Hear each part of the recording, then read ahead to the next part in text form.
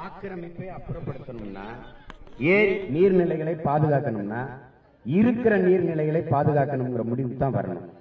ஏற்கனவே இந்த இடத்தை இந்த இடத்தை பட்டா பிரிச்சு வித்தது யாரு? இந்த கட்சிக்காரர்கள், கட்சியில் இருந்த பொறுப்பில் இருந்தவர்கள் தானே. தம்பி உங்ககிட்ட தான் பேசிட்டு இவங்க தானே. அப்ப திடீர்னு இது ஆக்கிரமிப்பு நீடினா 40 வருஷமா தெரியாத அந்த ஆக்கிரமிப்பு. இருக்கிற நீர்நிலைகளை பாதுகாக்க புதிதாக யாரும் ஆக்கிரமிக்காம தடுங்க. இதுதான் இருக்க முடியுமே ஒழிய ஏற்கனவே வீடு கட்டி வாழ்ற பண்ணி MMDA காலனின்னு ஒண்ணு இருக்குது, குடியிருப்புகள். அது ஏரியில தான் கட்டப்பட்டிருக்கு. திருவள்ளூர்ல நீதிமன்றம் ஏரியில தான் கட்டப்பட்டிருக்கு. மதுரை நீதிமன்றம் ஏரியில தான் கட்டப்பட்டிருக்கு. வள்ளுவர் கோட்டை ஏரியை தூத்துட்டு தான் கட்டப்பட்டிருக்கு. பல அரசு கட்டிடங்கள் ஏரியில தான் கட்டப்பட்டிருக்கு. இப்ப ஏரியை தூத்துட்டு தான் நீங்க ஏர்போர்ட் கட்ட துடிக்கிறீங்க. திருச்சி விண்ணுறுதி நிலையம் விரிவாக்கம் பண்ணிருக்காங்கல்ல, இப்ப கட்டிருக்காங்களே ஏர்போர்ட், அது ஏரியை தூத்துட்டு தான் கட்டிருக்கு. இந்த மக்களை